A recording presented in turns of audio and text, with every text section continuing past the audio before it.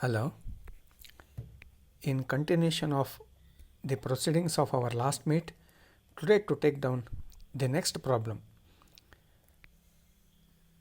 A slight distinction exists between today's problem and the problems hitherto we had solved, because earlier we have never come across net loss, but in today's problem, say I have taken an example of both net loss as per cost account prevailing and also financial account furnishing the information in respect of net loss.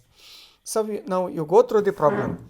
Net loss as per cost account is given, net loss as per financial account is given, then works overhead under recovered in cost accounts, then depreciation overcharged, administration, interest on investment, goodwill, income tax paid, stores adjustment credited, depreciation of stock charged in financial accounts.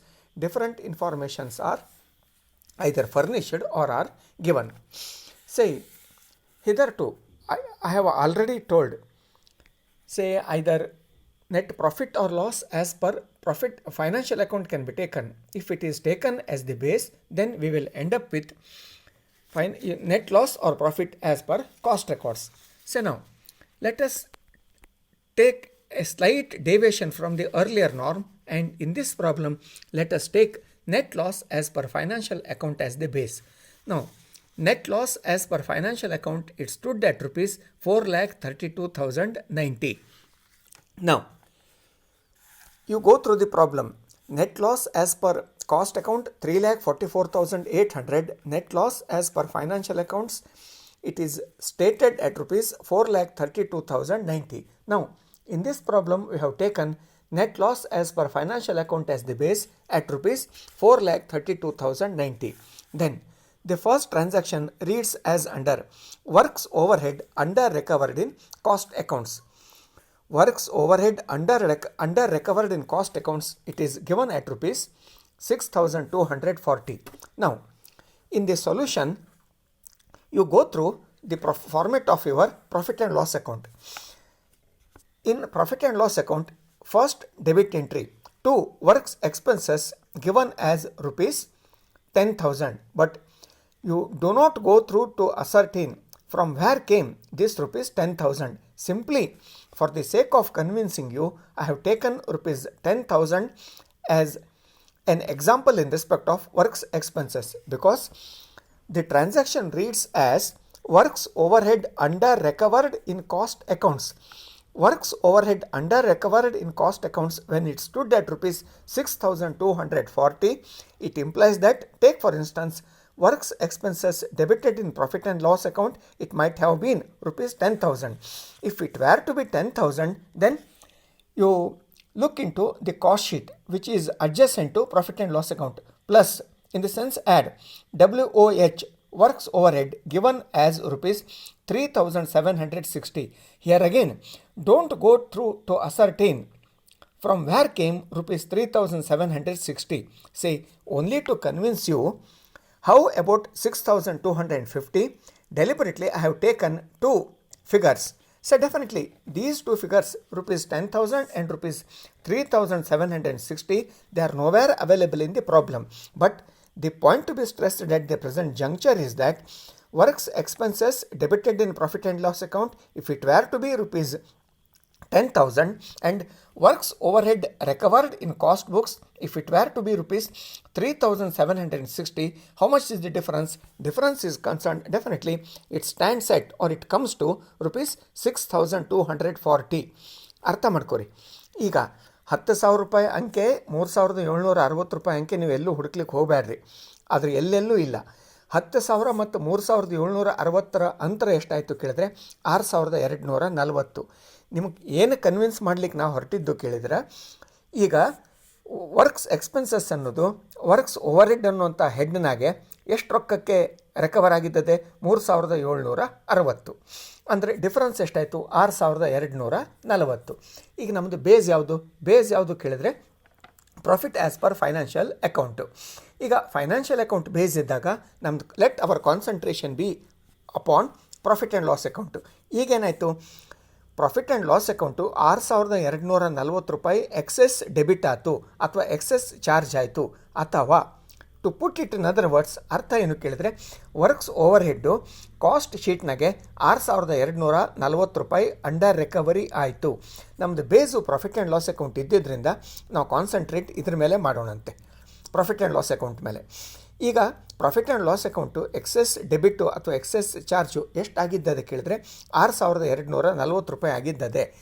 ಈ ಒಂದು ವಿಚಾರ ಮಾಡಿರಿ, 6,000 ಈಗ 10,000 ಬದಲಿಗೆ ಇಲ್ಲಿ 3,760 ರೂಪಾಯಿನೇ ಏನಾದರೂ debit ಆಗಿತ್ತು ಅಂತಂದರೆ ನಮ್ಮ ನೆಟ್ ಲಾಸ್ ಏನಾಗ್ತಿತ್ತು, ನೆಟ್ ಲಾಸು ಸಾಕಷ್ಟು ಕಡಿಮೆ ಆಗ್ತಿತ್ತು. ಈಗ ಹೆಚ್ಚಿನ ಎಕ್ಸೆಸ್ ಡೆಬಿಟ್ ಆದದ್ರಿಂದ, ಎಕ್ಸೆಸ್ ಚಾರ್ಜ್ ಆದದ್ರಿಂದ ಅನವಶ್ಯಕವಾಗಿ ನೆಟ್ ಲಾಸ್ ಏನಾಯಿತು ಕೇಳಿದ್ರೆ ಹೆಚ್ಚಾಯಿತು. ಅರ್ಥ ಮಾಡ್ಕೊರಿ, ನೆಟ್ ಲಾಸು ಅಂತಂದರೆ it appears on the credit side of profit and loss account. By net loss ಕೊಟ್ಟಿದ್ದೈತೆ ನೋಡ್ರಿ 4,32,090. ಈಗೇನಾಯಿತು, ಇಲ್ಲಿ 6,240 ರೂಪಾಯಿ ಪ್ರಾಫಿಟ್ ಆ್ಯಂಡ್ ಲಾಸ್ ಅಕೌಂಟಿಗೆ ಹೆಚ್ಚಿಗೆ ಡೆಬಿಟ್ ಬಿದ್ದಿದ್ದರಿಂದ ನೆಟ್ ಲಾಸ್ ಏನಾಯಿತು, ಇನ್ಫ್ಲೇಟ್ ಆಯಿತು, ನೆಟ್ ಲಾಸು ಹೆಚ್ಚಾಯಿತು. ಈಗ ಇನ್ಫ್ಲೇಟೆಡ್ ಲಾಸನ್ನು ಕಡಿಮೆ ಮಾಡಬೇಕು ಅಂತಂದರೆ ಏನು ಮಾಡಬೇಕಾಯ್ತು, ಲೆಸ್ ಮಾಡಬೇಕಾಯ್ತು. ಅಂದರೆ ಹೆಚ್ಚಿನ ಲಾಸನ್ನು ಮಿನಿಮೈಸ್ ಮಾಡಬೇಕು ಅಥವಾ ಕಡಿಮೆ ಮಾಡಬೇಕು ಅಂತಂದರೆ ಏನು ಮಾಡಬೇಕಾಯ್ತು, ಲೆಸ್ ಮಾಡಬೇಕಾಯ್ತು. ಹಾಗೆ ಸೊಲ್ಯೂಷನ್ ತೆಗೆದು ನೋಡ್ರಿ, ಸೊಲ್ಯೂಷನ್ದಾಗೆ ಲೆಸ್ ಇದರೊಳಗೆ ಹೆಡ್ನಾಗೆ ಕ್ಯಾಪ್ಷನ್ದಾಗೆ ಫಸ್ಟ್ ಟ್ರಾನ್ಸಾಕ್ಷನ್ ಅದೇ, works expenses debited in excess in financial account ₹6,240 inner ಕಾಲಮ್ದಾಗ ಬರೆದಿದ್ದದೆ. ಅರ್ಥ ಆಯಿತು ಅಂತ ಅನ್ಕೋತೇನೆ. ಆಮೇಲೆ next depreciation overcharged in cost accounts ಎಷ್ಟದೆ ಕೇಳಿದ್ರೆ 2,600. Depreciation overcharged in cost accounts ₹2,600. ಈಗ ಸುಮ್ಮನೆ ಪ್ರಾಫಿಟ್ ಆ್ಯಂಡ್ ಲಾಸ್ ಅಕೌಂಟಿಗೆ ಒಂದು ಆರ್ಟಿಫಿಷಿಯಲ್ ಫಿಗರನ್ನು ತೊಗೊಂಡೇನೆ. ಡಿಪ್ರಿಸಿಯೇಷನ್ ಅಮೌಂಟ್ ಎಷ್ಟದೆ, 4,000 ಅದೇ. ಈಗೇನಾಗಿದ್ದದೆ ಕೇಳಿದರೆ depreciation overcharged in cost accounts 2,600 ಅದೇ ಅಂತಂದರೆ ಅದರ ಅರ್ಥ ಡಿಪ್ರಿಸಿಯೇಷನ್ನು ಪ್ರಾಫಿಟ್ ಆ್ಯಂಡ್ ಲಾಸ್ ಅಕೌಂಟಿಗೆ ಅಂಡರ್ ಚಾರ್ಜ್ ಆಗಿದ್ದದೆ ಅಥವಾ ಡೆಬಿಟ್ ಎಷ್ಟಾಗಿದ್ದದೆ, ಎಕ್ಸೆಸ್ ಆಗಲಿಲ್ಲ, ಡೆಫಿಷಿಯನ್ಸಿ ಒಳಗೆ ಚಾರ್ಜ್ ಆಗಿದ್ದದೆ. ಈಗ ಒಂದು ಕಲ್ಪನೆ ಮಾಡ್ಕೊರಿ, ಡಿಪ್ರಿಸಿಯೇಷನು ಚಾರ್ಜ್ಡ್ ಇನ್ ಫೈನಾನ್ಷಿಯಲ್ ಅಕೌಂಟು 4,000 ರೂಪಾಯಿ ಇದೆ ಅಂತ ಕಲ್ಪನೆ ಮಾಡ್ಕೊರಿ. 4,000 ರೂಪಾಯಿ ಎಲ್ಲೂ ಇಲ್ಲ ಫಿಗರ್ ಪ್ರಾಬ್ಲಮ್ನಾಗೆ, ನಾನು ಸುಮ್ಮನೆ ಕೈಗೆ ಬಂದಿದ್ದಂಗೆ ಬರ್ದೇನೆ 4,000. ಈಗ ಅದೇಯ ಈಗ ಕಾಸ್ಟ್ ಶೀಟಿಗೆ ಬರ್ರಿ, ಬಲಕ್ಕೆ ಪ್ಲಸ್ ಅಂತದೆ, ಫ್ಯಾಕ್ಟ್ರಿ ಓವರ್ಹೆಡ್ನಾಗೆ ಆ್ಯಡ್ ಡಿಪ್ರಿಸಿಯೇಷನ್ ಎಷ್ಟದೆ 6,600. ಅಂದರೆ ಡಿಪ್ರಿಸಿಯೇಷನ್ನು ಪ್ರಾಫಿಟ್ ಆ್ಯಂಡ್ ಲಾಸ್ ಅಕೌಂಟ್ನಾಗೆ 4,000 ರೂಪಾಯಿ ಡೆಬಿಟ್ ಬಿದ್ದಿದ್ದದೆ. ಅದೇ ಡಿಪ್ರಿಸಿಯೇಷನ್ನು ಕಾಸ್ಟ್ ಶೀಟ್ನಾಗೆ ಎಷ್ಟು ರಿಕವರ್ ಆಗಿದ್ದದೆ ಕೇಳಿದ್ರೆ 6,600 ಆಗಿದ್ದದೆ. ನಮ್ಮದು ಬೇಸ್ ಯಾವುದು, ಪ್ರಾಫಿಟ್ ಆ್ಯಂಡ್ ಲಾಸ್ ಅಕೌಂಟ್ ಬೇಸು. ಅಂದರೆ ಏನಾದಂಗಾಯಿತು, ಪ್ರಾಫಿಟ್ ಆ್ಯಂಡ್ ಲಾಸ್ ಅಕೌಂಟಿಗೆ 2,600 ರೂಪಾಯಿ ಡಿಪ್ರಿಸಿಯೇಷನ್ ಅನ್ನುವಂಥ ಹೆಡ್ಡಿಂಗ್ದಾಗೆ ಕ್ಯಾಪ್ಷನ್ದಾಗೆ 2,600 ರೂಪಾಯಿ ಕಡಿಮೆ ಡೆಬಿಟ್ ಬಿದ್ದಿದ್ದದೆ, ಕಡಿಮೆ ಚಾರ್ಜ್ ಆಗಿದ್ದದೆ. ಈಗ ಡಿಪ್ರಿಸಿಯೇಷನ್ನು ಪ್ರಾಫಿಟ್ ಆ್ಯಂಡ್ ಲಾಸ್ ಅಕೌಂಟ್ನಾಗೆ 6,600 ಏನಾದರೂ ಆಗಿತ್ತು ಅಂತಂದರೆ ನನ್ನ ನೆಟ್ ಲಾಸ್ ಏನಾಗ್ತಿತ್ತು, ನಮ್ಮದು ಫರ್ಮಿನ ನೆಟ್ ಲಾಸು ಇನ್ನೂ ಹೆಚ್ಚಾಗ್ತಿತ್ತು. ಈಗೇನಾಯಿತು, ಡಿಪ್ರಿಸಿಯೇಷನ್ 2,600 ರೂಪಾಯಿ ಕಡಿಮೆ ಚಾರ್ಜ್ ಆದದ್ರಿಂದ ಈ ನೆಟ್ ಲಾಸ್ ಏನಾಯಿತು ಕೇಳಿದ್ರೆ ಕಡಿಮೆ ಆಯಿತು. ಈಗ ಕಡಿಮೆ ಲಾಸನ್ನು ಇನ್ಫ್ಲೇಟ್ ಮಾಡಬೇಕು ಅಂತಂದರೆ ಏನು ಮಾಡಬೇಕಾಯಿತು, ಆ್ಯಡ್ ಮಾಡಬೇಕಾಯಿತು. ಅಂದರೆ ಕಡಿಮೆ ಲಾಸನ್ನು ಹೆಚ್ಚು ಮಾಡಬೇಕು ಅಂತಂದರೆ ಏನು ಮಾಡಬೇಕಾಯಿತು, ಆ್ಯಡ್ ಮಾಡಬೇಕಾಯಿತು. ಆ್ಯಡ್ ಕಾಲಮ್ದಾಗೆ ನಂಬರ್ 1 ಬರೆದಿದ್ದದು ನೋಡ್ರಿ, depreciation undercharged in financial accounts ₹2,600. ಹಾಗಂತೇಳಿ ಅಲ್ಲಿ ಪ್ರಾಬ್ಲಮ್ನಾಗೆ ಡಿಪ್ರಿಸಿಯೇಷನ್ 4,000 ರೂಪಾಯಿ ಅಂಕೆನೂ ಹುಡುಕಬೇಡ್ರಿ, ಕಾಸ್ಟ್ ಶೀಟ್ನಾಗಿಂದ 6,600 ರೂಪಾಯಿ ಅಂಕೆನೂ ಹುಡುಕಬೇಡ್ರಿ. ನಾನು ಸುಮ್ಮನೆ ಸೃಷ್ಟಿ ಮಾಡಿ ಹೇಳಿದ್ದದು. ಈಗ 6,600 ಮತ್ತು 4,000 ಅಂತರ ಎಷ್ಟಾಯಿತು, 2,600 ರೂಪಾಯಿ ಆಯಿತು. Say thus depreciation undercharged in financial accounts ಎಷ್ಟಿತ್ತು ಆಯಿತು 2,600. ಇದನ್ನು ಮತ್ತೆ ಲಾಸನ್ನು ಇನ್ಫ್ಲೇಟ್ ಮಾಡಲಿಕ್ಕೆ it is added back. 2 transaction ಆಯಿತು. ಮೂರನೇದು administration overhead recovered in excess. Recover ಅಂತ ಶಬ್ದ ಬಂತು, ಅಬ್ಸಾರ್ಬ್ ಅಂತ ಶಬ್ದ ಬಂತು ಅಂತಂದರೆ you always take it for granted that such over absorption or over recovery is concern it is always in cost records or is always in cost books. Cost books ಅಥವಾ cost ರೆಕಾರ್ಡ್ಸ್ನಾಗ ಇರ್ತದೆ. ಈಗ ಮತ್ತೆ ಬರ್ರಿ profit and loss ಅಕೌಂಟಿಗೆ ಬರ್ರಿ. ಸೇ profit and loss ಅಕೌಂಟಿಗೆ profit and loss account has been debited under the caption administration expense. ಈ ಒಂದು ಐಟಮ್ ಅಡ್ಮಿನಿಸ್ಟ್ರೇಷನ್ ಎಕ್ಸ್ಪೆನ್ಸ್ ಅಂತೇಳಿ ಪ್ರಾಫಿಟ್ ಆ್ಯಂಡ್ ಲಾಸ್ ಅಕೌಂಟಿಗೆ ಎಷ್ಟು ರೊಕ್ಕ ಡೆಬಿಟ್ ಹಾಕಿದ್ದದೆ, 8,000 ರೂಪಾಯಿ ಅದೇ. ಮತ್ತು ಆ 8,000 ರೂಪಾಯಿ ಫಿಗರ್ ಹುಡುಕ್ತಾ ಕೂಡಬೇಡ್ರಿ, say nowhere it is there in the problem. Deliberately I have created that artificial figure. 8,000 ರೂಪಾಯಿ ಡೆಬಿಟ್ ಬಿದ್ದಿದ್ದದೆ. ಇಲ್ಲಿ ಟ್ರಾನ್ಸಾಕ್ಷನ್ ಏನು ಹೇಳ್ತದೆ, administration overhead recovered in excess. Over recovery ಎಷ್ಟು ಎಕ್ಸೆಸ್ ಆಗಿದ್ದ, ಓವರ್ ರಿಕವರಿ ಆಗಿದ್ದದೆ ಕೇಳಿದ್ರೆ 3,400. ಅಂದರೆ ಅದು ಯಾವ ಬುಕ್ಸ್ನಾಗ ಇಂಪ್ಲಾಯ್ಡ್ ಆಯಿತು, ಈಗ ಹೇಳಿದೆ ರಿಕವರಿ ಮತ್ತು ಅಬ್ಸಾರ್ಪ್ಷನ್ ಅಂತ ಬಂತು ಅಂದರೆ pertains to cost sheet. ಈಗ ಅಡ್ಮಿನಿಸ್ಟ್ರೇಷನ್ ಎಕ್ಸ್ಪೆನ್ಸಸ್ಸು ಇಲ್ಲಿ 8,000 ರೂಪಾಯಿ ಡೆಬಿಟ್ ಬಿದ್ದಿತ್ತು ಅಂದರೆ ಬಲಕ್ಕೆ ಬರ್ರಿ, ಕಾಸ್ಟ್ ಶೀಟ್ನಾಗೆ ಅದು ಎಷ್ಟು ರೊಕ್ಕ ರಿಕವರಿ ಆಗಿರ್ತದೆ, 11,400. 8,000 ಮತ್ತು 11,400 ಅಂತರ ಎಷ್ಟಾದಂಗೆ ಆಯಿತು, ಅಂತರ ಎಷ್ಟಾಯಿತು 3,400. ಅಂದರೆ ಏನಾದಂಗೆ ಆಯಿತು ಕೇಳಿದ್ರೆ ಅಡ್ಮಿನಿಸ್ಟ್ರೇಷನ್ ಓವರ್ ಹೆಡ್ಡು ಕಾಸ್ಟ್ ಶೀಟ್ನಾಗೆ ರಿಕವರ್ಡ್ ಇನ್ ಎಕ್ಸೆಸ್ಸು. ಈಗ ಇನ್ನೊಂದು ರೀತಿಯಿಂದ to put it in other words, profit and loss ಅಕೌಂಟ್ನಾಗೆ ನಮ್ಮದು ಬೇಸ್ ಯಾವುದು, our base is net profit as per financial record. Profit and loss account ನಮ್ಮದು ಬೇಸು. ಈಗ administration expense ಇಲ್ಲಿ ಎಷ್ಟಕ್ಕೆ ಡೆಬಿಟ್ ಬಿದ್ದಿದ್ದದೆ, 8,000 ರೂಪಾಯಿ ಬಿದ್ದಿದ್ದದೆ. ಅಂದರೆ ಏನಾದಂಗೆ ಆಯಿತು, ಅಂಡರ್ ಚಾರ್ಜ್ ಆಯಿತು ಅಥವಾ ಅಂಡರ್ ಡೆಬಿಟ್ ಅಂದರೆ ಡೆಫಿಷಿಯನ್ಸಿ ಆಯಿತು, ಯಾವುದು ಡೆಬಿಟ್ ಬಿದ್ದಿದ್ದು. ಈಗ ಒಂದು ವೇಳೆ ಇಲ್ಲೂ ಕೂಡ 11,400 ರೂಪಾಯಿ ಡೆಬಿಟ್ ಬಿದ್ದಿತ್ತು ಅಂದರೆ ನಮ್ಮ ಲಾಸ್ ಏನಾಗ್ತಿತ್ತು, ಇನ್ನೂ ಹೆಚ್ಚಾಗ್ತಿತ್ತು. ಈಗ ಅಡ್ಮಿನಿಸ್ಟ್ರೇಷನ್ ಎಕ್ಸ್ಪೆನ್ಸಸ್ಸು ಕಡಿಮೆ ರೊಕ್ಕ, ಎಷ್ಟು 3,400 ರೂಪಾಯಿ ಕಡಿಮೆ ಡೆಬಿಟ್ ಆದದ್ರಿಂದ ನಮ್ಮ ಲಾಸ್ ಏನಾಗಿದ್ದದೆ, 3,400 ರೂಪಾಯಿ ಲಾಸು ನಮ್ಮದು ಕಡಿಮೆ ಆಗಿದ್ದದೆ. ಈಗ ಕಡಿಮೆ ಲಾಸನ್ನು ಇನ್ಫ್ಲೇಟ್ ಮಾಡಬೇಕು ಅಂದರೆ ಏನು ಮಾಡಬೇಕಾಯ್ತು, ಆ್ಯಡ್ ಮಾಡಬೇಕಾಯ್ತು. ಅಲ್ಲಿ ಸೊಲ್ಯೂಷನ್ದಾಗ ಅದೇ ನೋಡಿರಿ, ಆ್ಯಡ್ ಕಾಲಮ್ದಾಗೆ ನಂಬರ್ 2 ಅದೇ ನೋಡಿರಿ, ಏನದೆ ಅದು, administration expenses undercharged in financial account, undercharged ಅಥವಾ ಡೆಬಿಟೆಡ್ ಇನ್ ಡೆಫಿಷಿಯನ್ಸಿ ಅಥವಾ ಶಾರ್ಟೇಜು ಎಷ್ಟದೆ ಕೇಳಿದ್ರೆ ಲೆಸ್ ಅಮೌಂಟ್ ಡೆಬಿಟ್ ಆಗಿದ್ದದೆ, ಶಾರ್ಟೇಜ್ ಅನ್ನೋಕ್ಕಿಂತ ಲೆಸ್ ಅಮೌಂಟ್ ಡೆಬಿಟ್ ಆಗಿದ್ದದೆ by a magnitude of rupees 3,400. ಈಗ ಆ್ಯಡ್ ಮಾಡೇ ಆಯಿತು, 3 ಆಯ್ತಾ. ಈಗ 4ನೇದ್ದು interest on investment. Interest on investment ಅಂತನ್ನೋದು ಇದು ಸೋರ್ಸ್ ಆಫ್ ಇನ್ಕಮ್ಮು 17,500. ಮತ್ತು ಬರ್ರಿ ಪ್ರಾಫಿಟ್ ಆ್ಯಂಡ್ ಲಾಸ್ ಅಕೌಂಟಿಗೆ ಬರ್ರಿ. ಇಲ್ಲಿ ಕ್ರೆಡಿಟ್ ಸೈಡಿಗೆ by interest on investment it is reflected at a figure of rupees 17,500. ಅಂದರೆ it is shown at a figure of 17,500. ಈಗ ನಿಮಗೆ ಗೊತ್ತದೆ, ಈಗ ಇಂಟ್ರೆಸ್ಟ್ ಆನ್ ಇನ್ವೆಸ್ಟ್ಮೆಂಟ್ ಅಂತನ್ನೋದು it is a source of income, but it will nowhere appear in cost sheet. Cost ಶೀಟ್ನಾಗ ಅದು ಎಲ್ಲೆಲ್ಲೂ ಬರೋದಿಲ್ಲ. ಈಗ ಈ 17,500 ರೂಪಾಯಿ ಇಂಟ್ರೆಸ್ಟ್ ಆನ್ ಇನ್ವೆಸ್ಟ್ಮೆಂಟ್ ಬಂದಿದ್ದರಿಂದ ನಮ್ಮ ನೆಟ್ ಲಾಸ್ ಏನಾಯಿತು, ನೆಟ್ ಲಾಸು ಕಡಿಮೆ ಆಯಿತು. ಒಂದು ವೇಳೆ ಇದು ಬಂದಿರಲಿಲ್ಲ ಅಂತಂದರೆ net loss profit and loss account ಏನಾಗ್ತಿತ್ತು, ಇನ್ನೂ ಹೆಚ್ಚಾಗ್ತಿತ್ತು.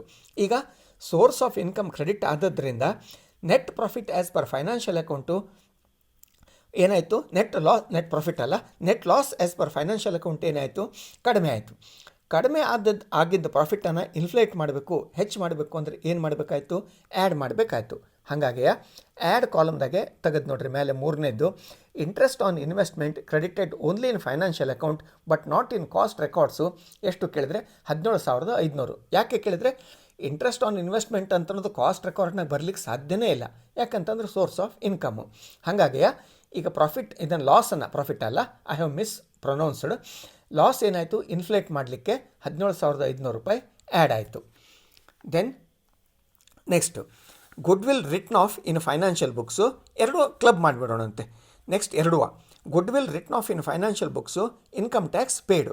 ನಿಮಗೆ ಗೊತ್ತದೆ ಗುಡ್ ವಿಲ್ ರಿಟ್ನ್ ಆಫು ಮತ್ತು ಇನ್ಕಮ್ ಟ್ಯಾಕ್ಸ್ ಪೇಡು ಎಲ್ಲಿ ಬರ್ತದೆ, ಇದು ಫೈನಾನ್ಷಿಯಲ್ ಅಕೌಂಟ್ನಾಗ ಮಾತ್ರ ಬರ್ತದೆ, ಬಿಟ್ಟರೆ ಕಾಸ್ಟ್ ಶೀಟ್ನಾಗೆ ಅಥವಾ ಕಾಸ್ಟ್ ಅಕೌಂಟಿಂಗ್ನಾಗ ಬರೋದಿಲ್ಲ. ಗುಡ್ ವಿಲ್ ರಿಟ್ನ್ ಆಫ್ ಎಷ್ಟದೆ 11,400. ಇನ್ಕಮ್ ಟ್ಯಾಕ್ಸ್ ಎಷ್ಟದೆ 80,600. ಏನಾಯ್ತು, ಇವೆರಡು ನಾ ಇಲ್ಲಿ ತೋರಿಸಲಿಲ್ಲ, ಬಿಟ್ಟರೆ ಇವೆರಡೂ ಏನಾಗ್ತದೆ ಕೇಳಿದ್ರೆ debit entry, profit and loss ಅಕೌಂಟಿಂದು ಡೆಬಿಟ್ ಎಂಟ್ರಿ. ಈ ಡೆಬಿಟ್ ಎಂಟ್ರಿ ಇದ್ದ ಪ್ರಯುಕ್ತ ಹಾಗಂತೇಳಿ ಇವೆರಡೂ ಇಲ್ಲಿ ಬರಲಿಲ್ಲ, ಎಲ್ಲಿ ಕಾಸ್ಟ್ ಶೀಟ್ನಾಗ ಬರಲಿಲ್ಲ. ಈಗ ಬೇಸ್ ಯಾವ್ದು ನಮ್ಮದು, net loss as per financial account is the base. ಈಗ ಗುಡ್ ವಿಲ್ ರಿಟ್ನ್ ಆಫು ಮತ್ತು ಇನ್ಕಮ್ ಟ್ಯಾಕ್ಸು ಡೆಬಿಟ್ ಸೈಡಿಗೆ ಬಂದ ತದನಂತರ ನಮ್ಮ ಲಾಸ್ ಎಷ್ಟು ತೋರಿಸ್ತದೆ, it is shown at a figure of rupees 4,32,090. ಈಗ ಡೆಬಿಟ್ ಐಟಮ್ ಇಲ್ಲಿ ಬಂದಿದ್ದರಿಂದ ಈ ನೆಟ್ ಲಾಸ್ ಏನಾಯಿತು, ಇನ್ಫ್ಲೇಟ್ ಆಯಿತು. ಒಂದು ವೇಳೆ ಅದು ಬಂದಿರಲಿಲ್ಲ ಅಂದರೆ ಇಷ್ಟೆಲ್ಲ ನೆಟ್ ಲಾಸ್ ಆಗ್ತಿದ್ದಿಲ್ಲ. ಈಗ ಎಷ್ಟು 11,400 goodwill written off, income tax 80,600 ಬಂದಿದ್ದರಿಂದ ನೆಟ್ ಲಾಸ್ ಏನಾಯಿತು, ಹೆಚ್ಚಾಯಿತು. ಈ ಹೆಚ್ಚಿನ ಲಾಸನ್ನು ಕಡಿಮೆ ಮಾಡಬೇಕು ಅಂತಂದರೆ ಏನು ಮಾಡಬೇಕಾಯ್ತು, ಲೆಸ್ ಮಾಡಬೇಕಾಯ್ತು. ಅಲ್ಲಿ ಬರೆದಿದ್ದೆ ನೋಡ್ರಿ, ಲೆಸ್ ಕಾಲಮ್ದಾಗೆ goodwill written off only in financial books but not in cost records 11,400. ಮೂರನೇದು income tax paid appearing only in financial books not in cost records 80,600. ಏನು ಕೇಳಿದರೆ ಎರಡು ಐಡೆಂಟಿಕಲ್ ಟ್ರಾನ್ಸಾಕ್ಷನ್ ಇದ್ದಿದ್ದರಿಂದ ಒಂದೇ ಸಲಕ್ಕೆ ಹೇಳಿ ಮುಗಿಸ್ಬಿಟ್ಟೇನೆ, ಅದನ್ನು ಹತ್ತು ಅಂತ ಅಂದ್ಕೊಂಡೇನೆ. Next, stores adjustment credited in financial books. ನಾ ಇಲ್ಲಿ ಪ್ರಾಫಿಟ್ ಆ್ಯಂಡ್ ಲಾಸ್ ಅಕೌಂಟ್ನಾಗೆ ಮಾಡಿ ತೋರಿಸ್ಲಿಲ್ಲ. ಈ ಕ್ರೆಡಿಟ್ ಸೈಡಿಗೆ ಬರ್ತದೆ. Stores adjustment credited in financial books ಹೆಂಗೆ ಬರ್ತದೆ ಕೇಳಿದರೆ, ಪ್ರಾಫಿಟ್ ಆ್ಯಂಡ್ ಲಾಸ್ ಅಕೌಂಟ್ನಾಗೆ ಬೈ ಸ್ಟೋರ್ಸ್ ಅಡ್ಜಸ್ಟ್ಮೆಂಟು ಎಷ್ಟು ರುಪೀಸ್ 950 950 ಬರ್ತದೆ. ಹಾಂ, ಈಗ ಈ ಎಂಟ್ರಿ ಅನ್ನೋದು ಅಥವಾ ಈ ಟ್ರಾನ್ಸಾಕ್ಷನ್ ಅಂತ ಅನ್ನೋದು ಕಾಸ್ಟ್ ಶೀಟಿಗೆ ಯಾವುದೇ ರೀತಿಯಿಂದ ಅಫೆಕ್ಟ್ ಆಗಂಗಿಲ್ಲ, ಯಾಕಂದರೆ ಬರೋದು ಇಲ್ಲ ಅದು. ಹಾಂ, credited only in financial books ಅಂತ ಇದ್ದಿದ್ದರಿಂದ ಅಲ್ಲಿ ಬಂದಿಲ್ಲ. ಈಗೇನಾಯಿತು, ಕ್ರೆಡಿಟ್ ಎಂಟ್ರಿ ಬಂದಿದ್ದರಿಂದ ಈಗ ಇಲ್ಲಿ ಬೈ ಸ್ಟೋರ್ಸ್ ಅಡ್ಜಸ್ಟ್ಮೆಂಟ್ ಅಂತ ಬಂದಿದ್ದರಿಂದ ನಮ್ಮ ನೆಟ್ ಲಾಸ್ ಏನಾಯಿತು, ಕಡಿಮೆ ಆಯಿತು. ಒಂದು ವೇಳೆ ಅದು ಬಂದಿರಲಿಲ್ಲ ಅಂತಂದರೆ ನೆಟ್ ಲಾಸ್ ಏನಾಗ್ತಿತ್ತು, ಇನ್ನೂ ಹೆಚ್ಚಾಗ್ತಿತ್ತು. ಈಗ ಅದು ಬಂದಿದ್ದರಿಂದ source of income having appeared on the credit side of profit and loss account net loss ಏನಾಯಿತು ಕೇಳಿದರೆ ಕಡಿಮೆ ಆಯಿತು. ಈ ಕಡಿಮೆ ನೆಟ್ ಲಾಸು ಕಡಿಮೆ ಆಯಿತು. ಕಡಿಮೆ ಆದ ನೆಟ್ ಲಾಸನ್ನು ಇನ್ಫ್ಲೇಟ್ ಮಾಡಬೇಕು ಅಂದರೆ ಏನು ಮಾಡಬೇಕಾಯಿತು, ಆ್ಯಡ್ ಮಾಡಬೇಕಾಯಿತು. ಹಾಂ, ಸೊಲ್ಯೂಷನ್ದಾಗ ಅದೇ ನೋಡಿರಿ, ಆ್ಯಡ್ ಕಾಲಮ್ದಾಗೆ 4th item stores adjustment credited only in financial records but not in cost records ಎಷ್ಟದೆ 950. ಹಾಂ, ಆಯಿತು. ಇನ್ನು ಲಾಸ್ಟ್ ಒಂದು ಟ್ರಾನ್ಸಾಕ್ಷನ್ ಅದೇ depreciation of stock charged in financial books. ಈಗ ಡಿಪ್ರಿಸಿಯೇಷನ್ ಆಫ್ ಸ್ಟಾಕು ಮ್ಯಾಲಿದ್ದ ಡಿಪ್ರಿಸಿಯೇಷನ್ನೇ ಬೇರೆ, ಇದು depreciation of stock. Depreciation of stock charged in financial books ಎಷ್ಟದೆ 13,500. ಈಗ ಇಲ್ಲಿ ಡಿಪ್ರಿಸಿಯೇಷನ್ ಆಫ್ ಸ್ಟಾಕ್ ಅಂಥೇಳಿ, ಈ ಡಿಪ್ರಿಸಿಯೇಷನ್ ಆಫ್ ಸ್ಟಾಕ್ ಅಂಥೇಳಿ ಪ್ರಾಫಿಟ್ ಆ್ಯಂಡ್ ಲಾಸ್ ಅಕೌಂಟಿಗೆ ಡೆಬಿಟ್ ಬಿದ್ದಿದ್ದದೆ. ಎಷ್ಟು ಬಿದ್ದಿದ್ದದೆ, 13,500 ಬಿದ್ದಿದ್ದದೆ. ಡೆಬಿಟ್ ಸೈಡಿಗೆ ಬಿದ್ದಿದ್ದರಿಂದ ಏನಾಗ್ತದೆ ಕೇಳಿದರೆ, ಇಲ್ಲಿ ಲಾಸ್ ಮ್ಯಾಗ್ನಿಫೈ ಆಯಿತು. 4,32,090 ಬಂದು ಮುಟ್ಲಿಕ್ಕೆ ಅದು ಕೂಡ ಕಾರಣ. ಯಾವುದು, depreciation of stock charged in financial account. ಒಂದು ವೇಳೆ ಇದು ಬಂದಿದ್ದಿಲ್ಲ ಅಂದರೆ ನಮ್ಮ ಲಾಸ್ ಏನಾಗ್ತಿತ್ತು, ಇನ್ನೂ ಕಡಿಮೆ ಆಗ್ತಿತ್ತು. ಈಗೇನಾಯಿತು, ಇದು ಡೆಬಿಟ್ ಸೈಡಿಗೆ ಅಪಿಯರ್ ಆದದ್ರಿಂದ our net loss got inflated. ಆ ನೆಟ್ ಲಾಸ್ ಏನಾಯಿತು, 13,000 ಹೆಚ್ಚಾಯಿತು. ಹೆಚ್ಚಿನ ಲಾಸನ್ನು ಕಡಿಮೆ ಮಾಡಬೇಕು ಅಂತಂದರೆ ಏನು ಮಾಡಬೇಕಾಯಿತು, ಲೆಸ್ನಾಗ ಬರೀಬೇಕಾಯಿತು. ಲೆಸ್ ಕಾಲಮ್ನಾಗೆ ಬರೆದಿದ್ದದೆ. In the solution you go through depreciation of stock charged only in financial books ಎಷ್ಟದೆ 13,500. ಹಾಂ, ನಾವು ಈಗ ತೆಗೆದು ನೋಡ್ರಿ, ಅದು net loss as per financial account 4,32,090. Add ಮಾಡುವಂಥ ಅಮೌಂಟ್ ಎಷ್ಟದೆ, 2,600 ಒಂದದೆ, 3,400, 17,500 ಪ್ಲಸ್ 950 ಟೋಟಲಿಂಗ್ ಟು ರುಪೀಸ್ 24,450. ಈಗ ಎಷ್ಟು ಟೋಟಲ್ ಎಷ್ಟಾಯಿತು, ನೆಟ್ ಲಾಸ್ ಇನ್ಫ್ಲೇಟ್ ಆಗಿ ಎಷ್ಟಾಗಿ ಬಂತು, 4,56,540 ಬಂತು.